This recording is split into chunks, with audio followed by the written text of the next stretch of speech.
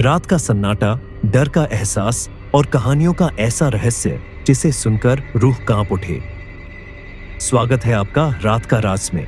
तो चलिए शुरू करते हैं एक और खौफनाक सफर। रवि और उसकी पत्नी साक्षी ने शहर से दूर एक पुराने गांव के पास एक हवेली खरीदी थी। हवेली बहुत ही भव्य थी, लेकिन गांव वालों का कहना था कि वह जगह अशुभ थी। लोगों के मुताबिक वहां एक किन्नर की आत्मा भटकती थी, जो वर्षों पहले अन्याय और धोखे का शिकार हुआ था। रवि इन बातों पर विश्वास नहीं करता था, लेकिन साक्षी के मन में एक अजीब सी घबराहट थी। रवि और साक्षी अपने नए घर में शिफ्ट हो गए। पहले कुछ दिन तो सब सामान्य रहा, लेकिन फिर अजीब घटनाएं अब होने लगी। रात को हवेली के किसी कोने से पायल की छन छन सुनाई देती।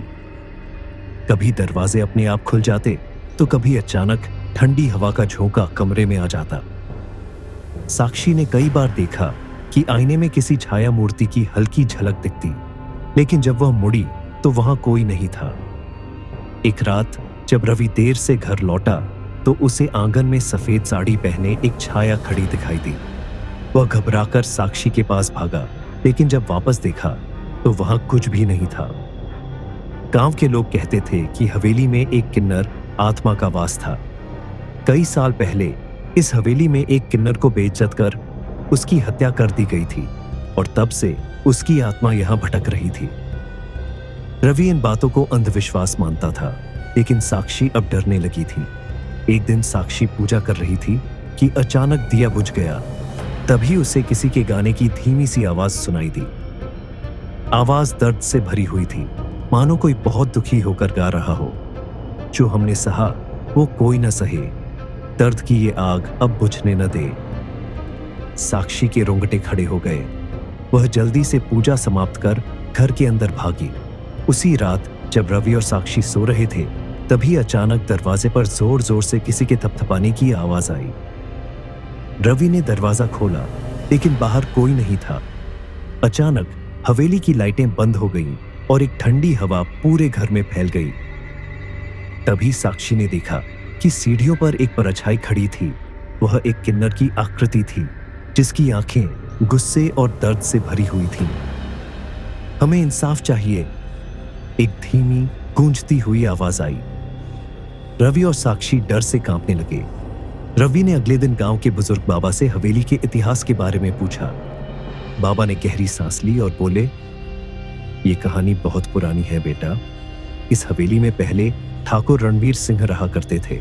उनका दबदबा पूरे इलाके में था। यहाँ एक किन्नर, जिसका नाम चंद्रिका था, रोज नाचने गाने के लिए बुलाई जाती थी। लेकिन ठाकुर और उनके आदमियों ने उसके साथ विश्वासघात किया। उन्होंने उसके साथ दुर्व्यवहार किया और फिर बेरहमी से उसकी हत्या कर दी। मरते मरते चंद्रिका ने शाप दिया कि इस हवेली में कोई भी सुख चैन से नहीं रह पाएगा। बाबा की बातें सुनकर साक्षी की आंखों में आंसू आ गए। उसे अब समझ आ गया था कि चंद्रिका की आत्मा क्यों भटक रही थी। उसे इंसाफ चाहिए था। रात को हवेली में और भी ज्यादा डरावनी घटनाएं होने लगी। दीवारों पर खून के धब्बे उभर आते, आईने में चंद्रिका की परछाई दिखती और हवेली में अजीब सी चीखें गूंजती। एक रात रवि को लगा कि कोई उसके गले पर हाथ रखकर उसे दबा रहा है। जब उसने आंखें खोली तो उसने चंद्रिका को अपने सामने खड़ा पाया। उसके चेहरे पर गुस्सा और दर्द था। हमें इंसाफ चाहिए, चंद्रिका की आत्मा बोली। साक्षी अब समझ चुके थे कि अगर उन्हें इस भय से मुक्ति पानी है, तो उन्हें चंद्रिका की आत्मा को शांति दिलानी होगी। रवि और साक्षी ने गांव के पंडित से मदद मांगी। पंडित ने कहा कि आत्मा को शांति तभी मिलेगी जब उसका विधि पूर्वक अंतिम संस्कार किया जाए और उसके हत्यारों का पाप धोया जाए। रवि ने गांव वालों की मदद से चंद्रिका की आत्मा की शांति के लिए हवन और प्रार्थना करवाई। हवेली में एक पवित्र यज्ञ किया गया। जैसे ही मंत्रों का उच्चारण शुरू हुआ, हवेली में तेज हवा चलने लगी, रोशनी बुझने लगी और एक करुणामयी चीख हवेली में गूंज उठी। आखिरी मंत्र पूरा होते ही चंद्रिका की आत्मा प्रकट हुई। उसके चेहरे पर अब गुस्से की जगह शांति थी। उसने आशीर्वाद में हाथ उठाए और धीरे धीरे गायब हो गई। उस दिन के बाद से हवेली में कोई अजीब घटना नहीं हुई। रवि और साक्षी ने हवेली को छोड़ दिया और शहर वापस चले गए। लेकिन जाते जाते उन्होंने यह प्रण लिया कि वे कभी किसी किन्नर का अपमान नहीं करेंगे, क्योंकि वे भी इंसान हैं और सम्मान के हकदार हैं। गांव वालों का मानना था कि चंद्रिका की आत्मा को आखिरकार शांति मिल गई थी, लेकिन कुछ लोगों का कहना था कि चंद्रिका की आत्मा अब भी उन लोगों के साथ रहती है जो उसे इज्जत और प्यार से देखते हैं, और हवेली वह अब भी वहीं खड़ी है, लेकिन अब वह शापित नहीं है, बल्कि एक सच्ची कहानी की गवाह बनकर खड़ी है। जो हमने सहा वो कोई न सहे, दर्द की ये आग अब बुझने न दे। यह थी आज की डरावनी कहानी। क्या आप इस भूतिया घटना पर यकीन करते हैं? अपनी राय हमें कमेंट में बताइए।